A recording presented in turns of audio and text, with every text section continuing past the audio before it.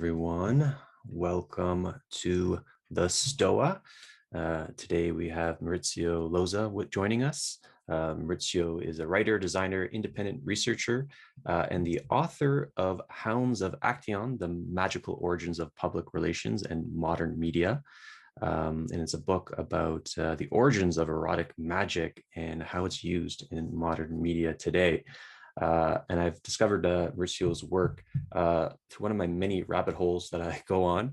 And I think it was from the Druid John Michael Greer discussion on Ioan Culianu, which led me to this strange trailer of an upcoming documentary called Eros Unchained, which we'll see a preview of today.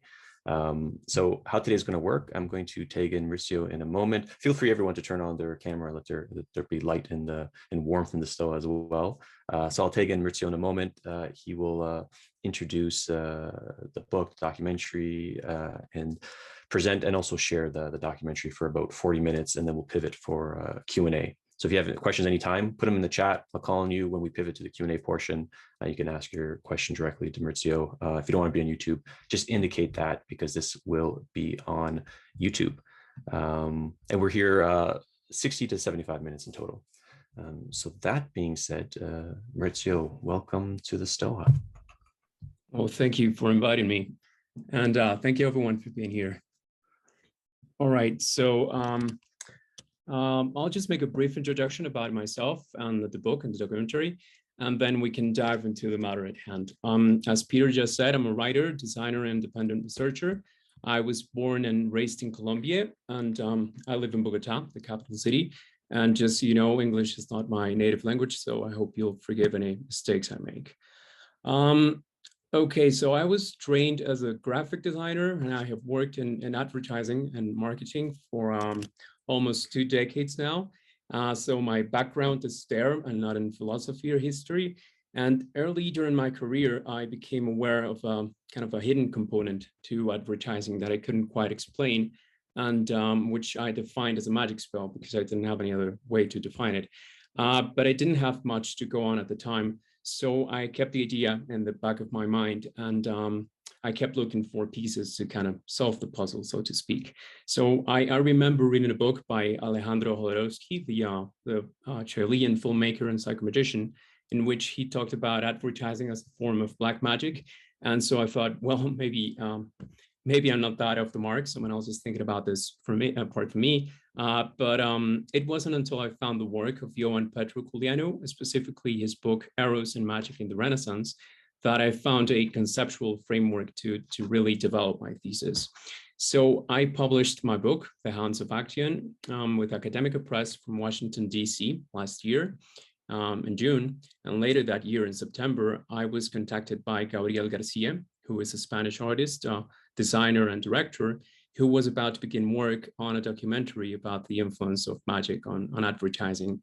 And so we got to know each other and decided to team up to co-write a documentary that ended up becoming a 6-episode series titled Eros Unchained, which is currently in post-production. So for this presentation, I'll be using some movie frames from the documentary in the background that were created by Gabriel. And we're also going to take a look at the official trailer right now. So let me share my screen so I can show it to you. Just a moment.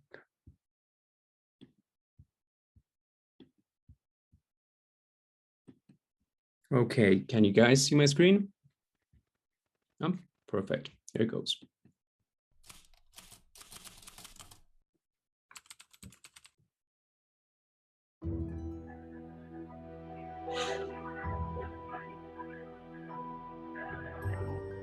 Is it possible to affirm that our social reality is a kind of spell, a charm produced by advertising, public relations, and media, and therefore that these disciplines are a modern form of magic?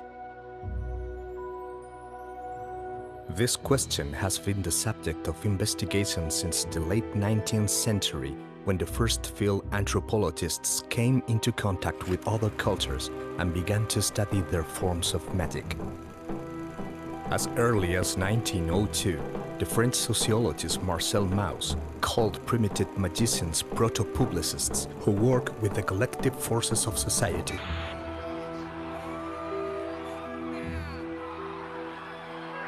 But it would not be until the end of the 20th century that this idea would be formally outlined by the philosopher and historian of religions Ioan P. Culianu in his classic Eros and Magic in the Renaissance.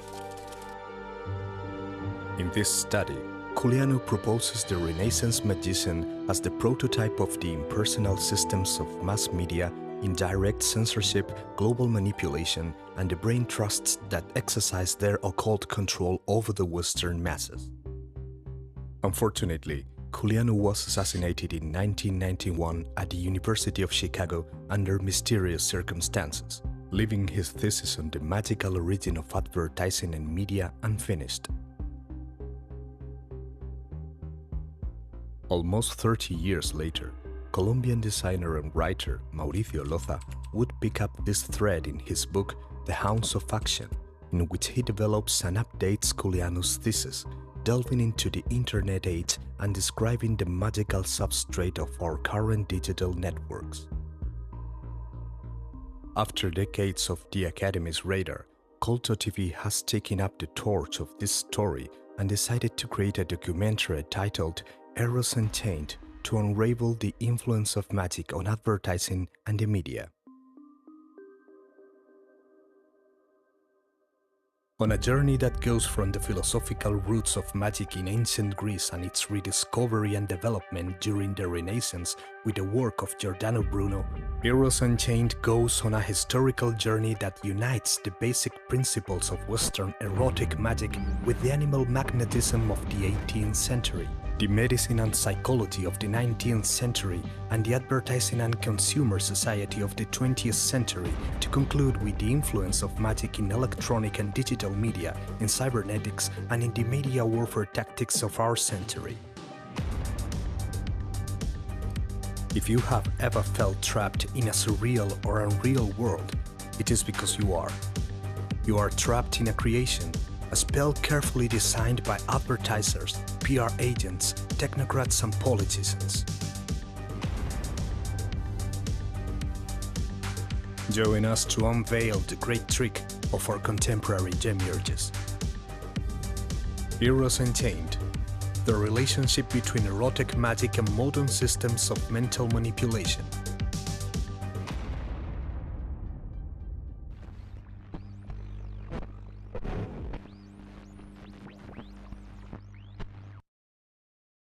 Okay, that was it for the trailer. Let me stop sharing a minute and I'll go into my presentation. Just a moment, please. All right, so.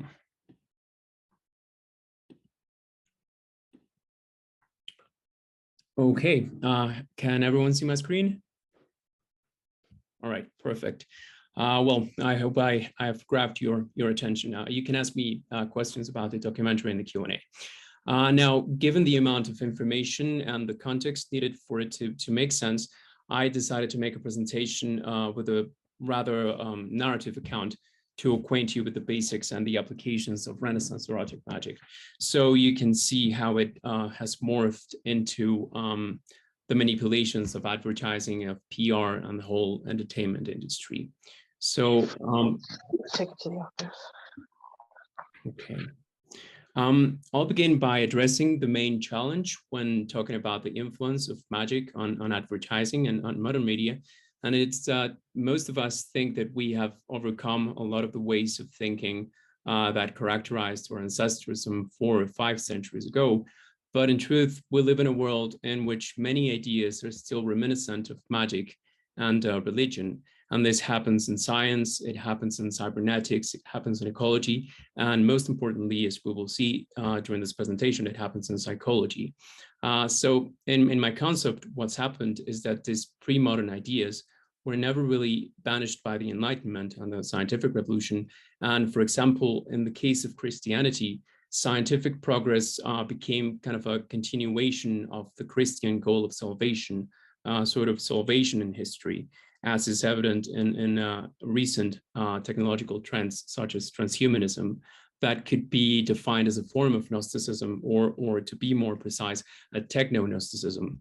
So understanding the influence of magic on advertising and on modern media depends on not seeing magic as a bridge between the pre-modern world and the modern world that was let go with the arrival of modern science in the 17th century, but in appreciating that these ideas were never really expelled from the modern scientific project, and that in fact they were kind of repressed and fell into the deepest layers of our culture, where they remain to this day. So, well, now the question posed by the book and the documentary, as you saw in the trailer, is this: is it possible to affirm that a social reality is a sort of spell, an incantation produced by advertising, marketing, and PR? And so these disciplines are modern forms of magic? Well, the answer, of course, is yes. And the reason is that the techniques of advertising, marketing, and PR, many of which come from psychoanalysis, are actually related to magic, because what we now call psychology was considered a branch of magic in the 16th century. This fact led Culianu to propose that the magic arts of the Renaissance were the blueprint of the operations of mass media, and the magician was the distant ancestor of the psychoanalyst and the advertising agent. So Culianu's thesis revolves around a book titled The Vinculus in Genere, or A General Account of Bonding by Giordano Bruno, in which he addresses how to manipulate the motivations of both individuals and masses in order to alter their behavior. So it is in Bruno's work where we find the transition between the magician and the psychologist.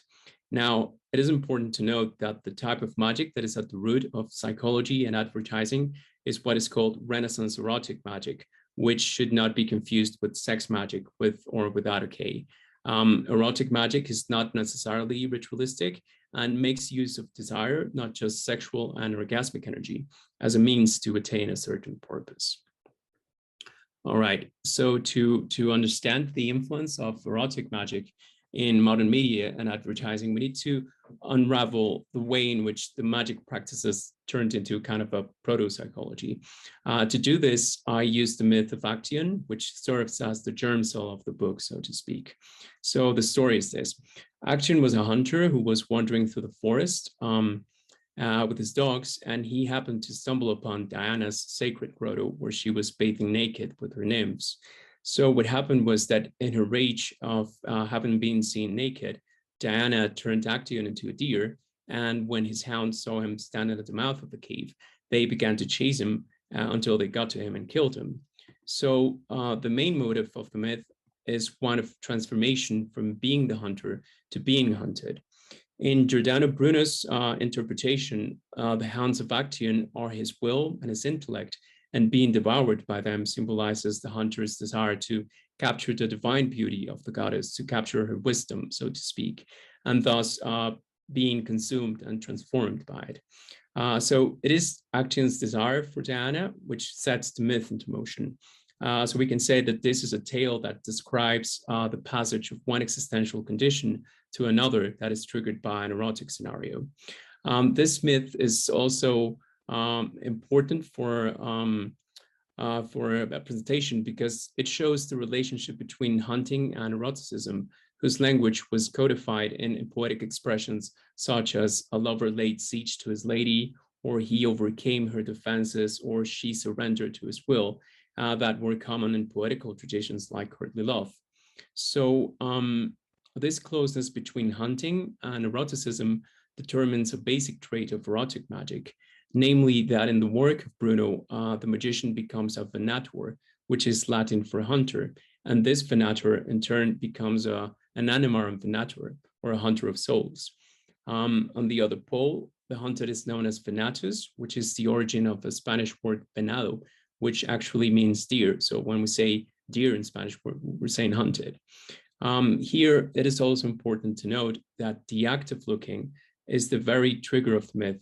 It is the fact that Actaeon sees Diana naked what seals his fate. So from this, it follows that sight must be an essential feature of erotic magic. So to grasp the importance of sight for a topic, we have to go back to ancient Greece, where Empedocles posited that the perception of the world arose from the encounter of an inner light, which came out of the eyes. We can see it right here in the background, with an outer light, that originated in the objects, so that when these two lights, or fires in the parlance of the time, met, we attained a perception of the world.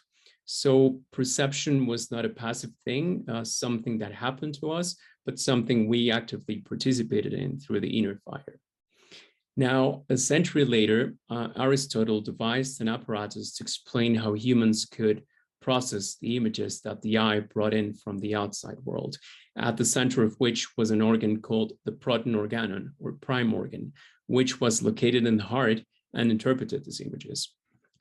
This organ, the proton organon, was made of pneuma, or spirit in Latin, which was the same subtle and almost intangible element that the stars were made of.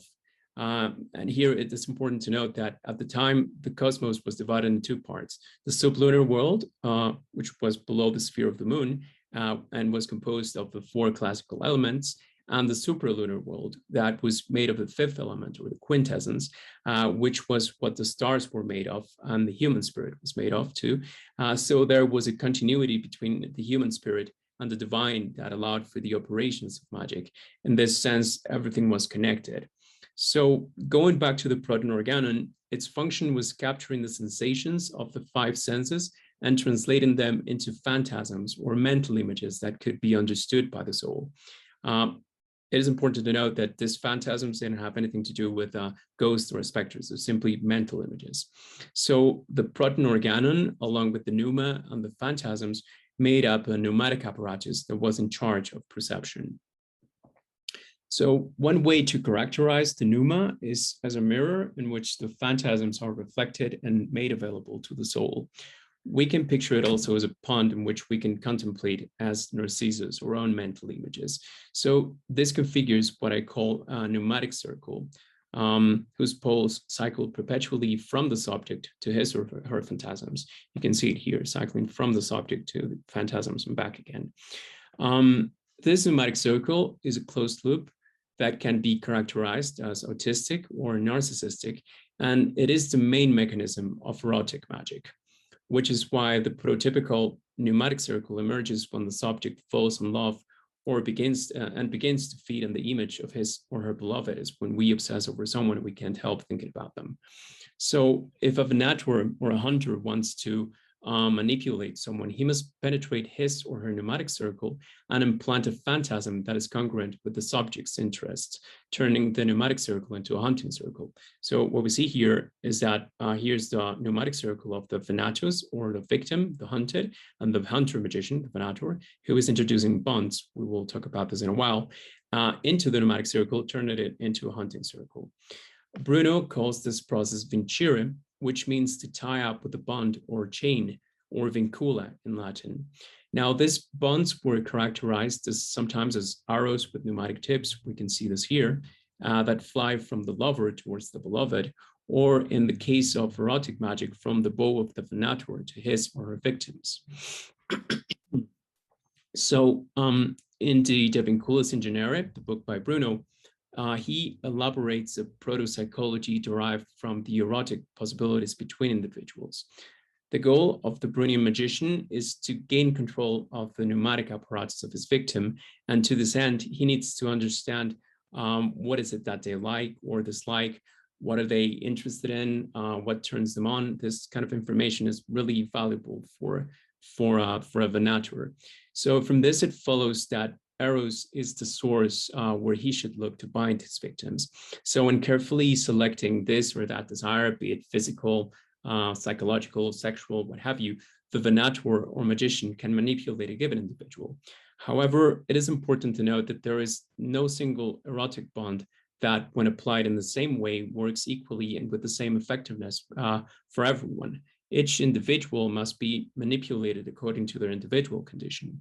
Thus, according to Bruno, the hungry are bonded to food, the thirsty to drink, he who is full of semen to Venus, one person to a sensory object and another to an intellectual object, one person to a natural object and another to an artificial one.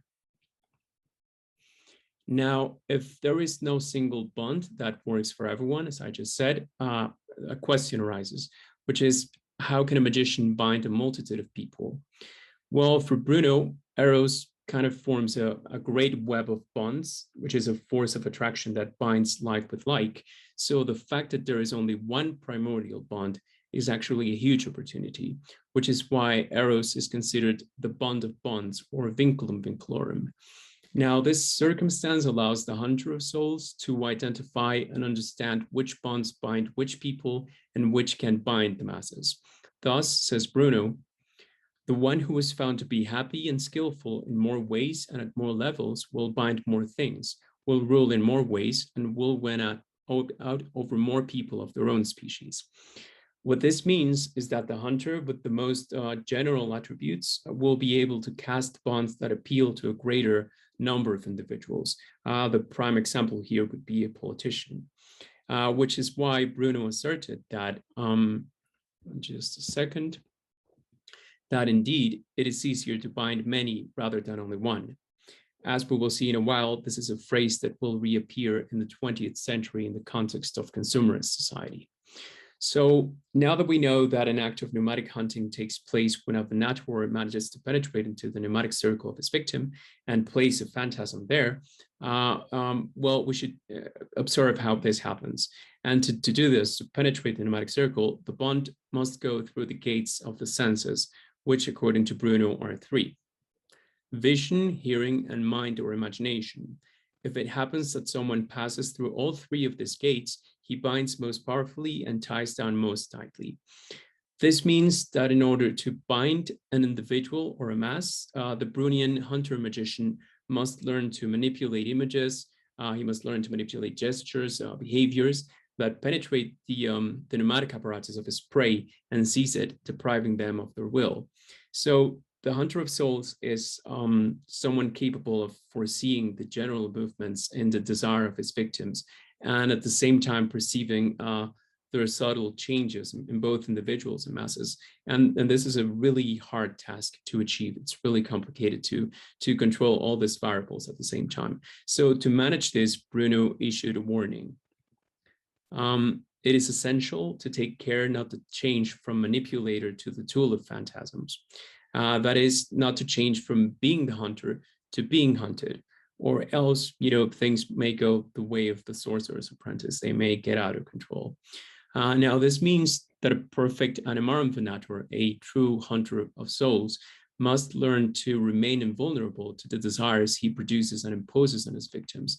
And here, it's important to note that this detachment from desire will reach its true potential as we approach the digital age. So now that we have seen the basic components of erotic magic, we can move forward and see some of its recent transformation and developments. So to continue with our historical journey, we must travel forward in time to the second half of the 18th century, when the concept of pneuma reappeared in a new disguise. By then, the figure of the hunter of souls had fallen to the background in the midst of the scientific revolution, while at the same time it recovered another of its facets, which is that of the medicine man, that is intimately related to the primitive magician and the shaman. So it is in this context that the German physician Franz Anton Mesmer enters the scientific scene of his time with the idea of an omnipresent physical force he called animal gravity, that was both in the cosmos and inside the human body, and which could be used to heal a number of diseases by the simple laying of the hands. Now, this animal gravity that Mesmer had discovered and later renamed animal magnetism, which is the most popular name nowadays, was in fact the pneuma of old that in other traditions, such as the Indian or the Chinese, was known with the names of prana or ki, which is a vital energy that animates the world and is assimilated by breathing, which comes from aspirare in Latin, which is the origin of the word spirit, and is the actual translation of the word pneuma. So we see that there is a continuity between pneuma, spirit, and the whole act of breathing and assimilating this energy. So what this discovery meant, the discovery of animal magnetism, was that the West was catching up to a concept that exists in most human cultures in one way or another, which Mesmer had applied to healing.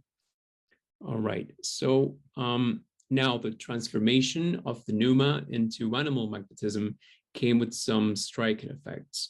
Some people, when applied this force, they went into a deep trance in which they were extremely suggestible, and upon waking up, they couldn't remember a thing.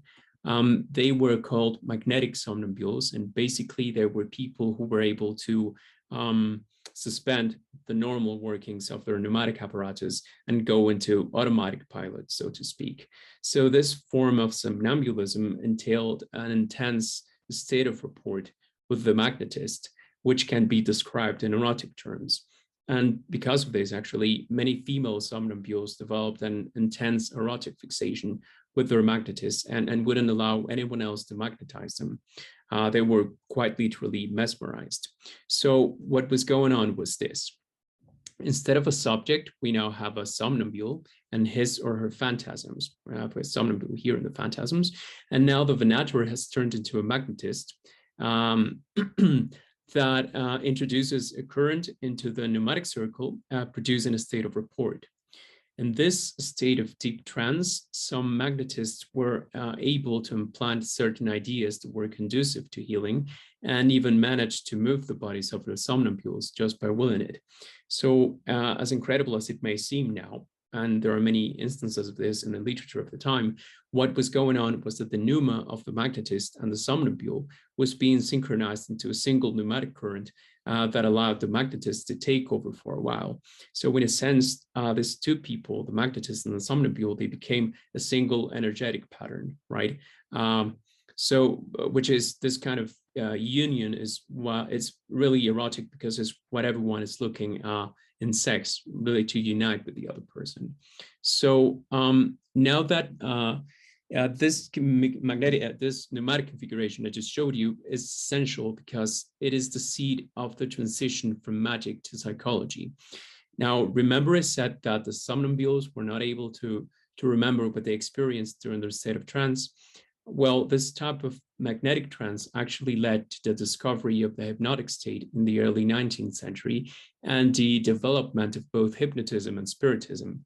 And in turn, hypnotism was an essential influence in the development of depth psychology because it pointed towards a hidden portion of the psyche that Freud and Jung would later set out to investigate.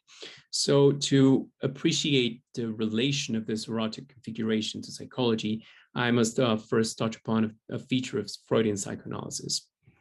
When I talked about the pneumatic circle, I said that it could be characterized as autistic or narcissistic because of its closed nature. So what happens in the psyche of a narcissistic individual is that the ego and the ego ideal, which is the image of a perfect or ideal self one wants to become or believe has already become, are in a constant loop. We can see this here from the ego to the ego ideal and back again. And this, of course, is nothing but an updated version of the pneumatic circle of erotic magic, in which the phantasms of the beloved have been replaced by the ego ideal. So, in fact, in psychoanalysis, these phantasms are an idealized image of what the lover thinks his or her beloved is, but it's actually projected onto them. And in this sense, being in love is being infatuated with an ideal image of the beloved that has absorbed the traits of the subject's ego ideal. It's a narcissistic affair. Now, so now that we know that the phantasms can be characterized as an idealized image of oneself or of the beloved, what happens during a hypnotic state is this.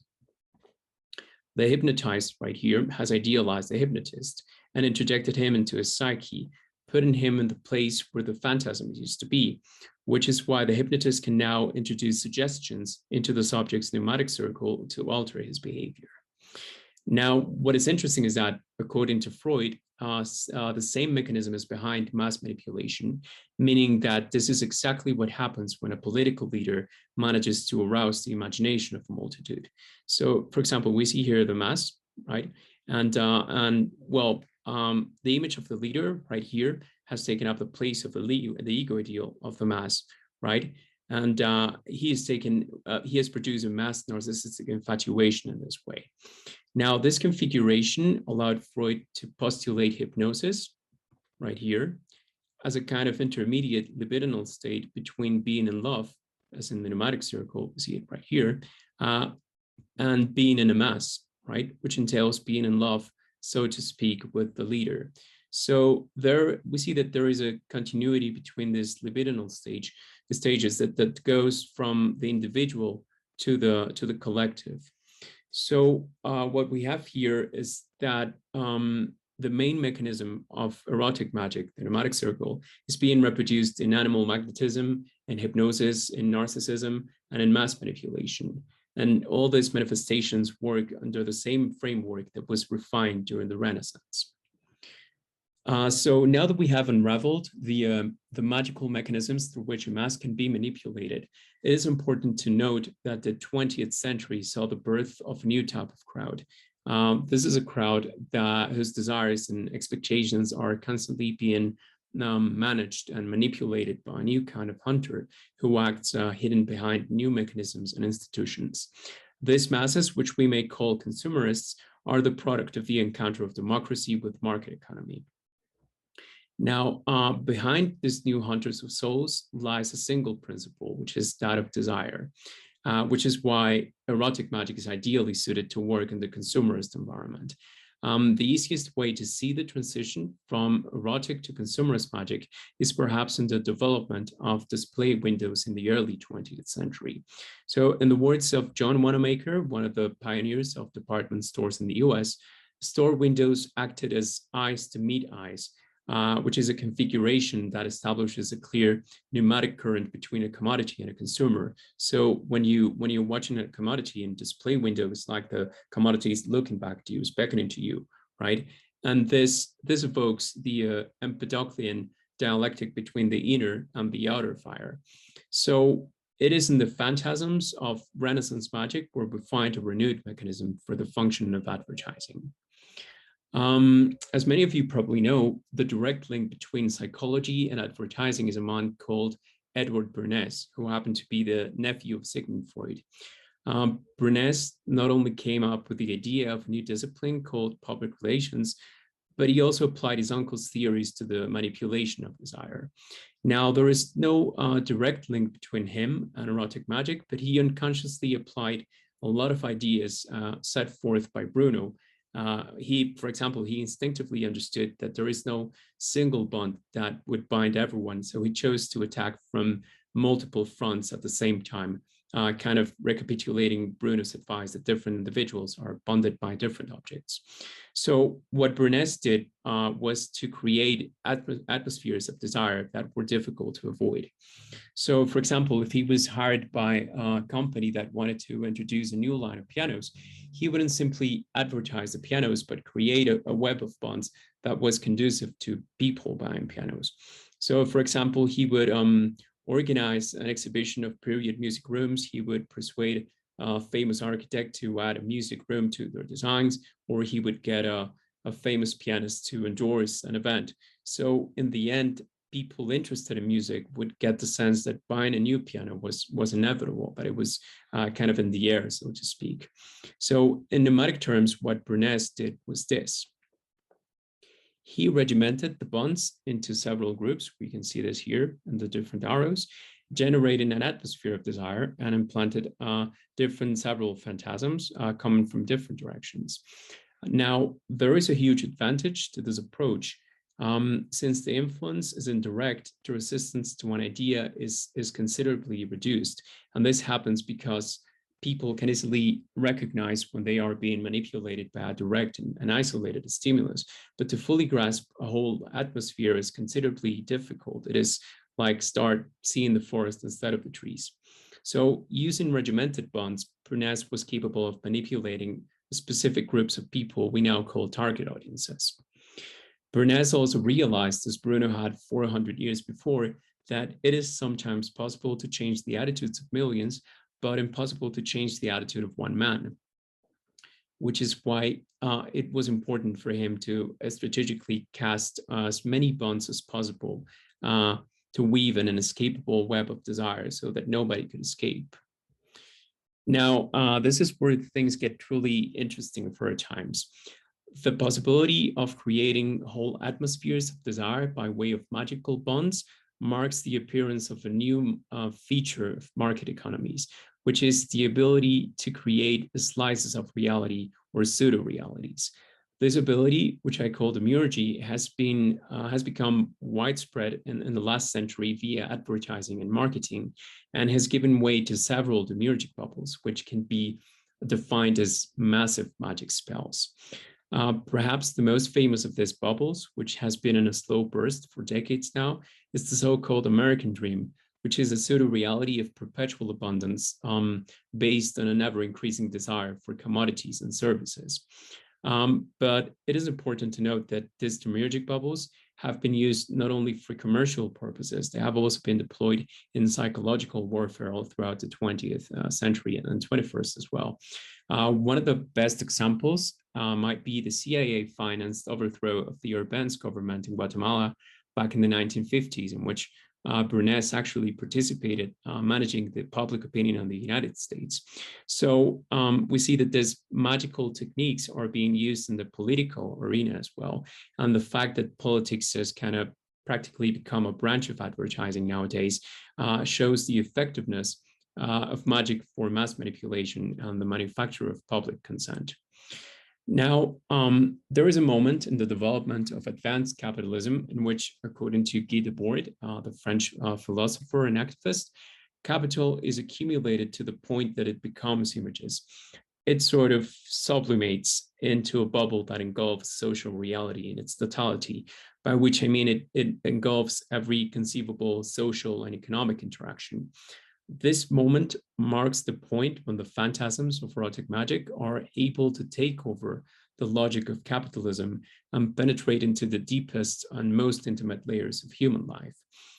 This is tantamount to a colonization of daily life by magical practices in the form of advertising and PR and media. And when this happens, says the board, everything that was directly lived recedes into representation.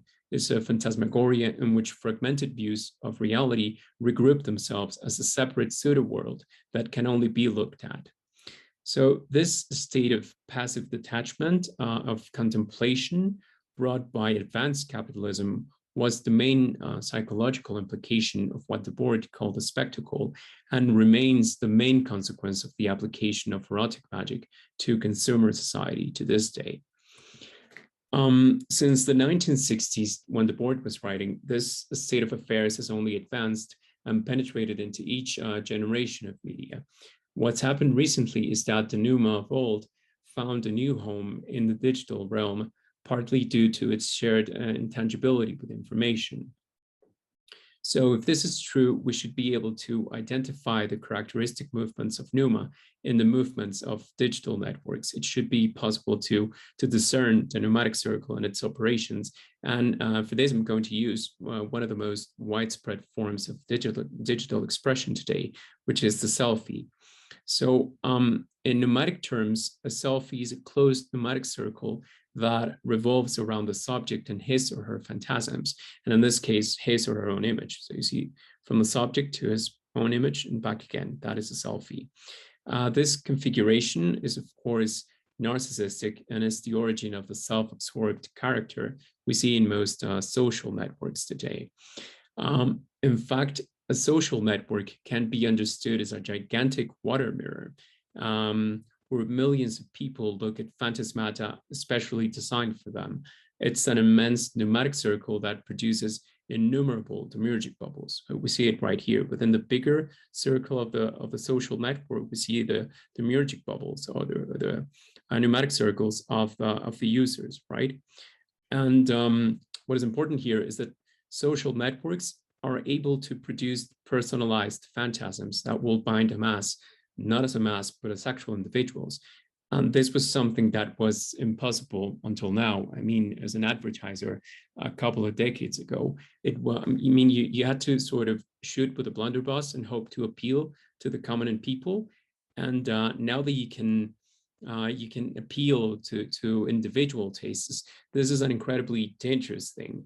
The disruptive potential of this operation, as we saw in the 2016 US presidential election, and once again earlier this year in the QAnon conspiracy and its effects on the Capitol siege, is enormous and has become a threat to democratic institutions everywhere.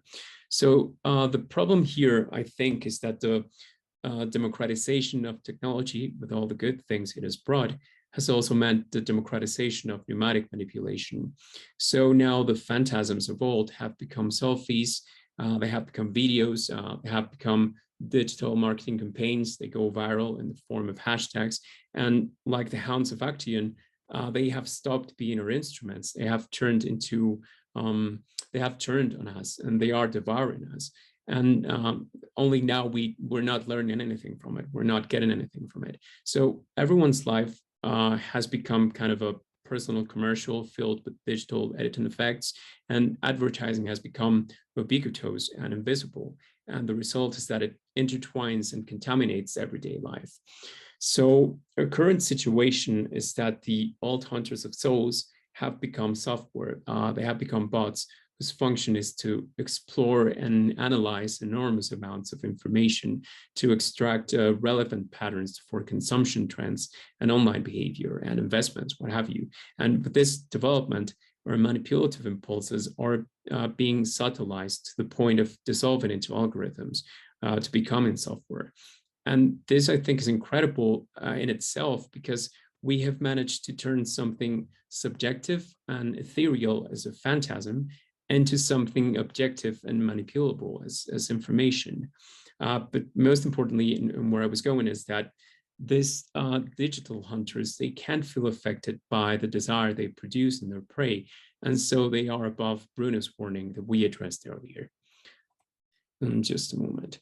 Be careful not to change yourself from manipulator into the tool of phantasms. As they are not conscious, these algorithms, the software, they are not, they're not alive. They can't feel desire, so they can't fall for that. And they are the most perfect hunters of souls yet. They are unimaginably more efficient and precise than any human hunter could ever hope to be. So I would like to end the presentation with a couple of rather big questions we can discuss in the Q&A. Now that we are at the mercy of this new batch of venators, what can we do to break away from the spells weaved by these hunters, both online and offline? And most importantly, what is our motivation to escape from our pseudo realities and return to the real world, to the consensual world? So this was the presentation. I hope you liked it and learned from it. And whatever questions you have, I'm here. Just let me stop sharing my screen. Yeah, beautiful. Well done. People in the chats were complimenting the presentation. Thank you. Yeah, and then maybe I can pose those questions back to you, because my first question I was going to have to you was going to be something similar to that. Is how do we break the spell if we're currently in one, and how do we have sort of a protection spell that fortifies our pneumatic circle against these what are they called? Hunter of souls. Mm-hmm. Well, are you done? Yeah. So that my question to you is how do we do that generally? And okay. Well, this is something I wanted to discuss with you guys. And basically, I don't have an answer. I don't have the whole answer. I'm trying things here. And well, I think it's important to be critical about the way you consume information, for starters. And I know I can't recommend this to anyone, but I left social media a long time ago. If you can do it, if you can do that because you're not tied to it because of work or whatever, you should do it. This system has become completely out of control, and most of the spells we find today in the media come from there. So this kind of misinformation makes us more vulnerable. And I do think that would be the first step I would recommend to anyone. Yeah. I remember in the summer, I pulled away from social media for a bit, and it was just like I was in a different reality. And then when I got plugged in recently, it's just like anxiety filled my body, all this like terror and fear about what's happening in the world. Yeah, totally. And so feel free to start putting your questions or perhaps shares in the chat if you have a response to Mauricio's questions. Yeah, the other question I had was I was reading John Michael Greer's book recently about the 2016 election on how he said a lot of people stumbled on what he called meme magic, and then they became conscious, like, oh, okay, we can cast spells here and get the politician that we want in. And he made the argument that this is going to be more explicit in the future, that people are just going to outright, openly be doing magic in order to get the politician that they want in. And I'm curious what you think of this sort of a magic awareness or consciousness that starts forming in the public. What's that going to do if people get more sophisticated in doing things like this? Well,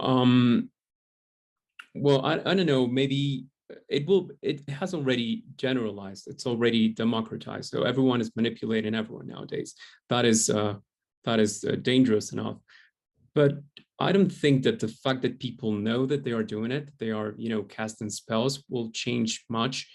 It will potentiate it, I think, because this type of magic, erotic magic, has been thoroughly disenchanted throughout the centuries, right? And it still works as magic because it's like the basic operative system of magic, let's say, of erotic magic. So I think it will make it stronger in a way, because people will now know what they're doing. It's not that, it's not like they're influenced somewhat, but they are casting a spell. If they're outright about that, I think it's going to be more even, we're going to get an even bleaker situation. Yeah. Do you think like a newfound ethics could emerge? Because what's coming to mind is like martial arts. I know a lot of people who train mixed martial arts or just traditional martial arts. It's like they become a weapon, and then there's an ethical component that goes on with that. Because I'm just not going to fight people, like get into bar fights with people now, because I could seriously injure them. If you're just using magic and just like connected with any ethics, it's like, okay, I want this, I want that. To invoke a certain, will on reality. Do you think if this becomes conscious, an ethical component can emerge from it? Well, hopefully, I guess so. I mean, I think manipulation is pretty natural for humans. We all manipulate from the cradle, but it's how we manipulate. It's the intention with which we manipulate what's important. So, an ethical component to it would be desirable. I mean, I would be in the bus with that. But I don't know if most, what worries me the most is that what I see in the internet is this herd thinking. This massive thinking is always pulling people down into the lowest level of consciousness. Is not pulling them up. So maybe we'll see the resurgence of ethics in this realm, but it'd be a minority, I'm guessing. Or also it could pretty much spread, but in general, I don't think that most people will go on with that. It's kind of difficult for me to imagine, but still, it is a possibility. I hadn't thought about it, and it's a very good possibility indeed. So let's get some other voices in, and if you have a question or share, feel free to do so. Kevin, I know your previous question might have been answered, but if you have anything you'd like to tag on to that. Yeah, I was going to ask about the further fragmentation of media, because I feel like, back in the day when Freud's cousin or whoever it was, nephew, that was still like a very broadcast age where like the sort of madmen were, creating whatever the Chomsky word is, manufacturing consent type stuff. Nowadays, everything is sort of, distributed. Now, do you sort of see like that sort of fragmentation of narratives? Like, I think one thing I got from what you're saying is that like, it's more of like a sort of meta layer where everyone's sort of looking into their own narcissistic pool of like see what they want. I'm wondering like if you sort of see this like continuing fragmented media space where everyone's, instead of like having, sort of two sides, almost like there's like 10 different sides, like, meta tribes and whatnot, and every individual sort of, I'm not sure if I have a question, or how to pose that as a question. But do you, I mean, yeah, how do you think about that? Like, in terms of like, is it, many multiple battling narratives, or it's like sort of this meta condition where everyone's acting as a narcissist? Can you just like elaborate on that, I guess? Okay, well, I think fragmentation is a pretty possible thing to happen, and but I think okay, to answer that, I would have to imagine a world in which we have more corporations in charge of social media. Still, even if you have only a few big like big data and social media companies working out there, what you get is they can get as much narratives there as you can. Really, anyone can invent a narrative, and if it catches on, it will keep on spreading. So I do think fragmentation is a possibility. But here is something I've been thinking about lately, and is that social media are not media anymore. I mean, media implies a medium, implies having a sender and a receiver and a medium in between.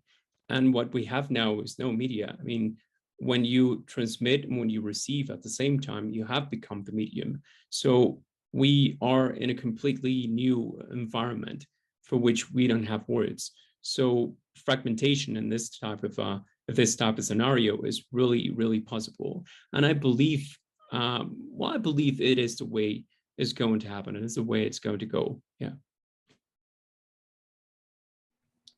Thanks. Yeah, my only follow-up is that what you said is super interesting, that it's the interaction is so quick that there's not really any medium. The interaction has been flattened. Okay, thank you.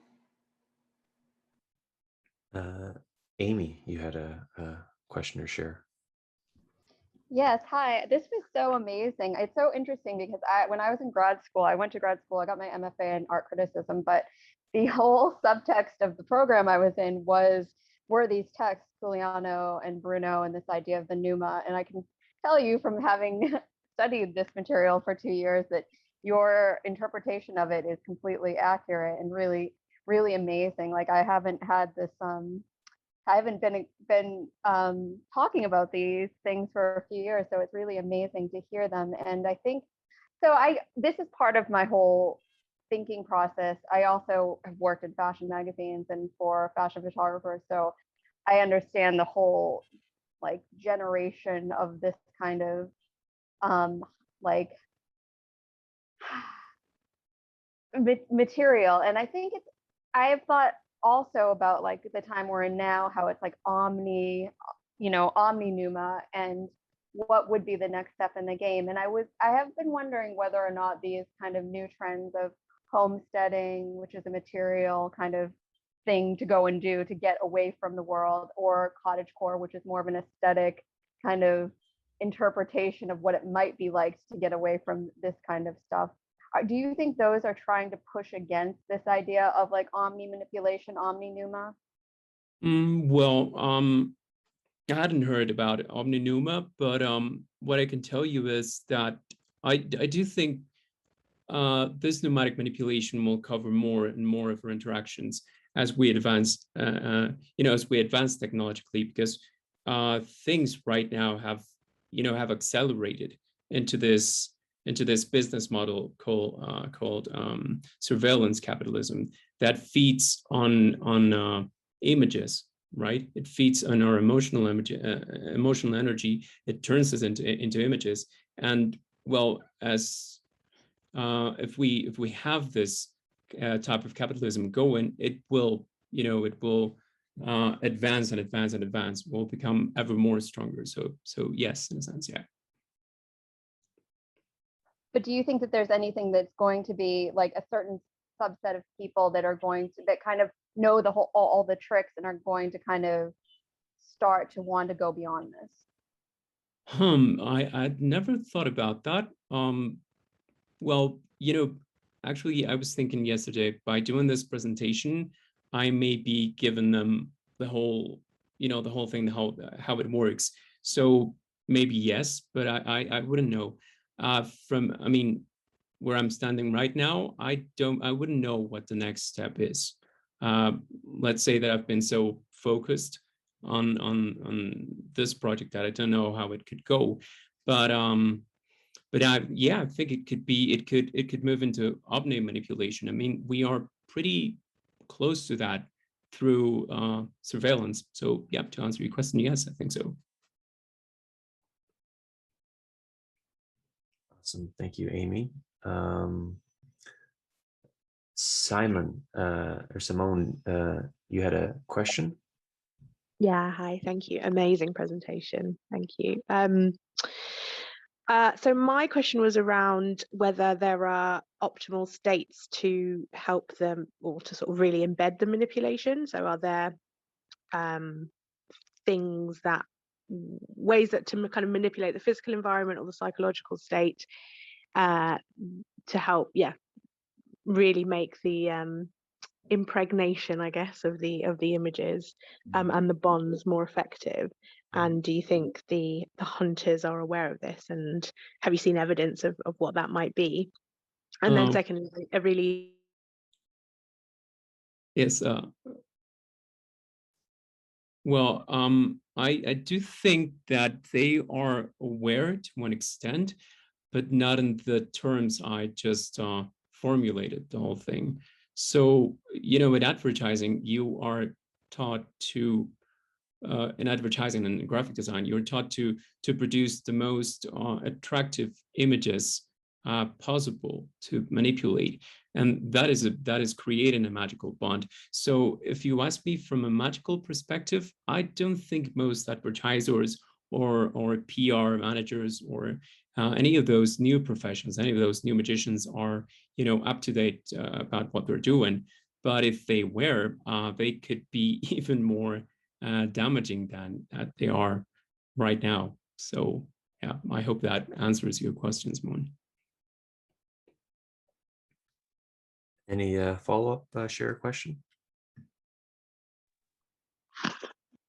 So sorry, I think my internet dropped a bit there.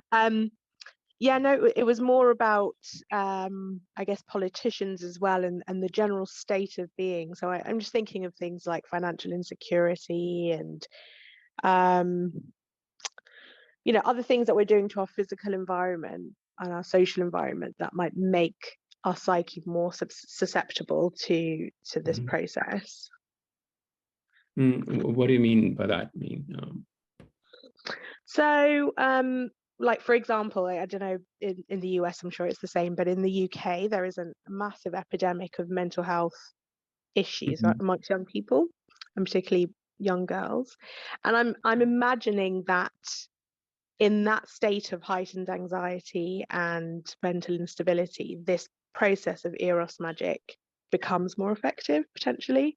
But that's just a guess. I don't know. Yeah. Yes, no, totally. No, well, I was thinking about this a few days ago, and you know, the whole pandemic triggered kind of a, well, let's not call it an evolution, but it did trigger something, and it's the fact that as we couldn't see each other for a while, we had to resort to social media and to Zoom and all these platforms to communicate. So in a sense, it has potentiated, you know, the whole thing has potentiated. And what you're saying, that in the UK, many people are suffering from mental distress and psychological distress. Oh, it's happened in the world. I mean, it's the same thing here. And well, I would say that this thing makes us more susceptible to manipulation. I mean, you can see that during the pandemic, there were so many narratives only about what happened, what was going on, how the virus originated, for example. There was so much misinformation, and actually at this point we don't know what happened, and probably we will never know. So yes, we are more vulnerable because we are in a psychologically vulnerable environment. So yeah, to answer your question, yes. Thank you. So perhaps we can sneak in about 2 more questions. I'm going to read this question on someone's behalf. Do you think that for the average individual social media user, as opposed to the PR companies, awareness that one is engaging in magic, hunting, influencing, being a hunter can influence the quality of the effect? I'm thinking of different modes of interacting or engaging with social media influencers versus artists, storytellers, etc. Yes, well, not necessarily. It depends on many other psychological factors, but I think that I mean, if you add a magical layer to your manipulation, you can actually potentiate it. So it could happen. You know, there are people that are actually talented at this, but it's more of an intuitive thing. You can do that without the magic, right? But I mean, if you study the magical side and you develop this this intuition for manipulation, it will get better. Now, you have to think that we call this magic, but it was actually proto-psychology back in the 16th century when Bruno wrote. So in a sense, it's all psychology. It's always been psychology, and it's always been magic at the same time. So the two reinforce each other. Yes. So I'll sneak in the last question. Who are the boss hunters? You know, who have the most powerful tools? And you know, I'm thinking like this stuff works, right? Then you can bet that the military and intelligence agencies are going to be engaging in this time of technology. So, what is your sense of that, if that is indeed a possibility? Well, the boss hunters. There are so many right now. You have, I mean, you would have to divide like the hunters in sectors. For example, political manipulation. Until a few years ago, Vladimir Surkov in Russia was like the Uber hunter of all. I don't know if you've watched Hyper Normalization by Adam Curtis. So this guy was amazing manipulating. I think he even surpassed Bernays at his profession. But you know, now that you mentioned the military, there are many things that you could do in social media, like really black op operations in social media. And for example, you can take a look at the how the military in Myanmar used Facebook to produce this horrible massacre of the Rohingya people.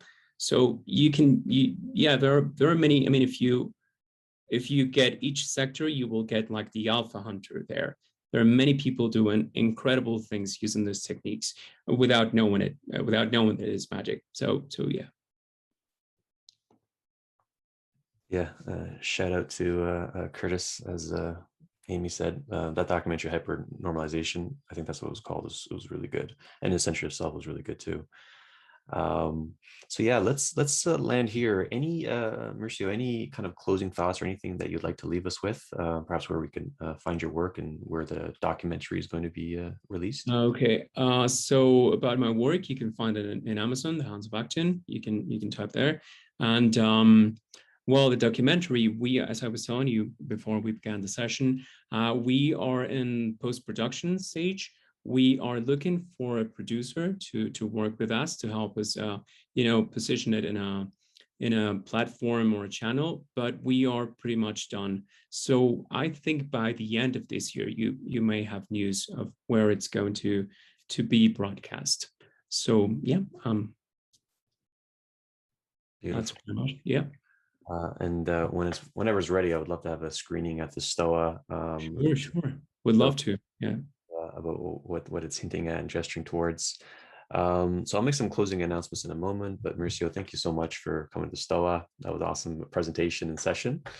Yeah, thank you everyone. And thank you for coming and the questions. Yeah, we would love to have you back. And we have one other session today at 8 p.m. Eastern time, which is going to be, I think, complement this one quite nicely. Sense making the parapolitical introduction to worldview warfare.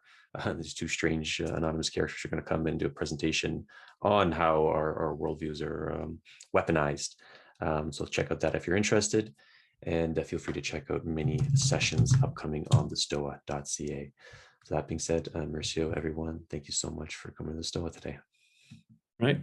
Thank you for inviting me. Bye-bye.